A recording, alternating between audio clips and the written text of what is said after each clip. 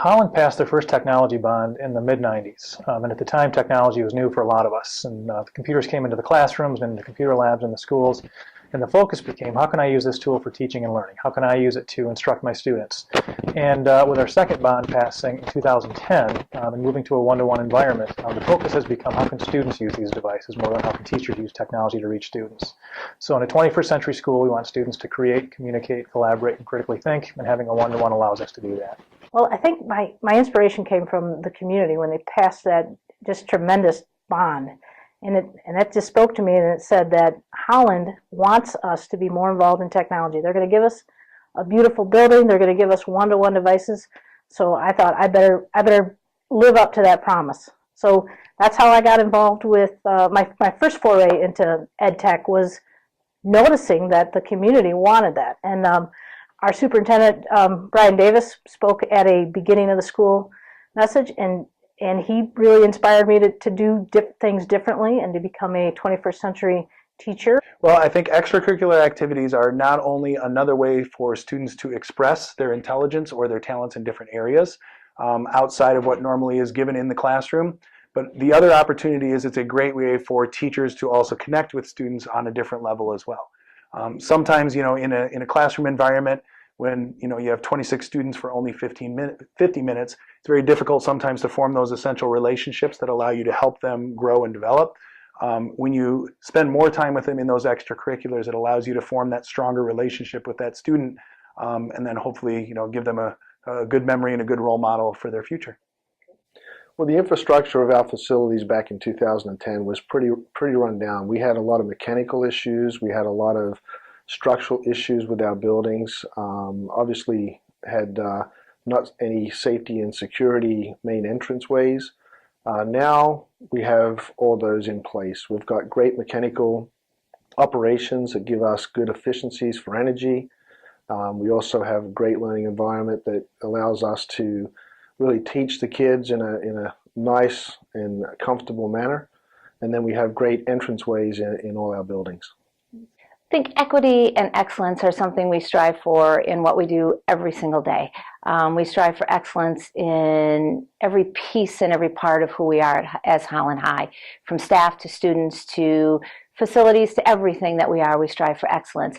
Equity says to me, are we making sure that everyone has equal access and an equitable chance to be part of that excellence, and that excellence is something that everyone has an equal opportunity to access and have and be part of? I think I would share three things with a new teacher coming in. I would say number one, to get involved with students outside the classroom, say within extracurricular activities. I would say that's an excellent way for teachers to interact with students and to create relationships with students.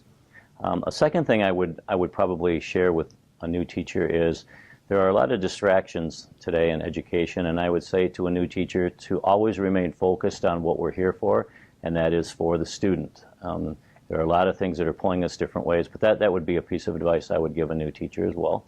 And thirdly, I would say to a new teacher, always maintain high expectations for your students throughout your career. I think with reading, for me, the whole goal is for kids to fall in love with books. So I want kids, as they continue to get older, to become lifelong readers. So one of the ways that I model that is through something called an interactive read aloud, where I read a book to students and we talk about that book. We make predictions, we make inferences, we say, huh, why did this happen? We say, uh-huh. And the whole idea is to get kids to think while they're reading, to become critical thinkers, to really go deep into the book, to look for those big ideas and those themes. So reading becomes this adventure, reading becomes this whole thing where they're just making meaning and they're falling in love.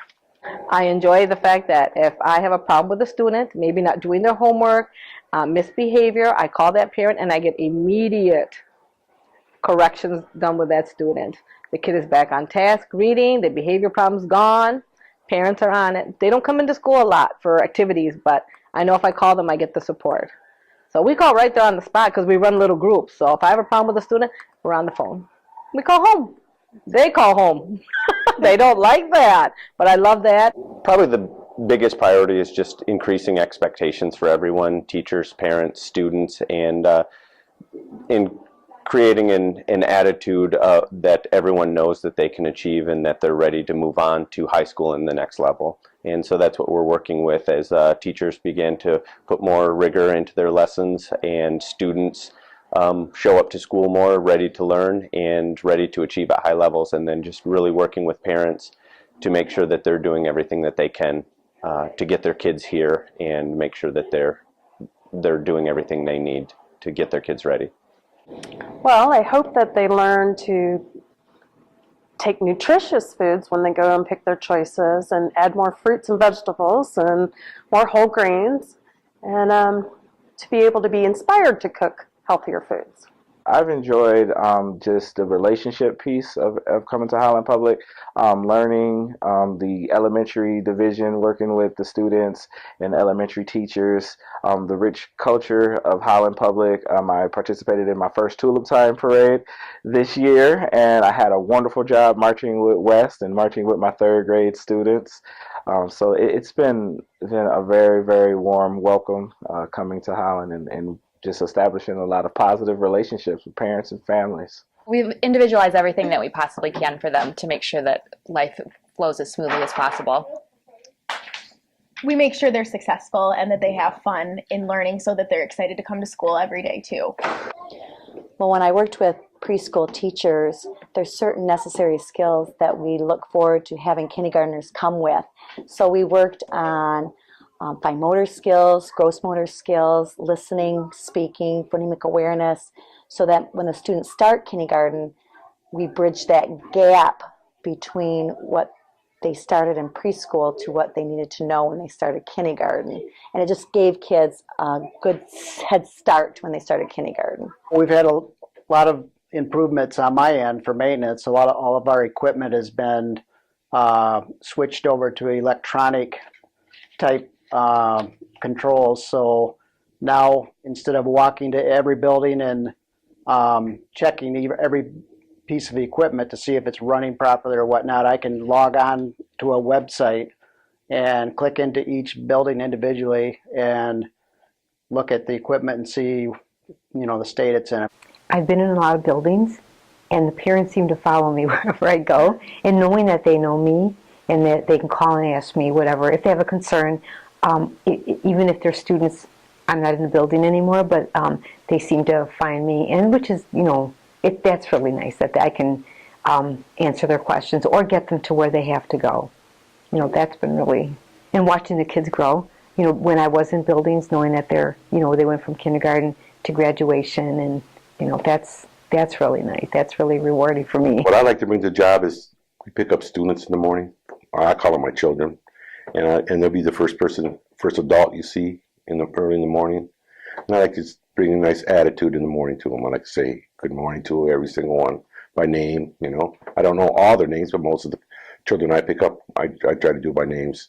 Say goodbye to them in the morning at the schools, and just interact with them. That's what I bring to the job. Real nice, happy attitude.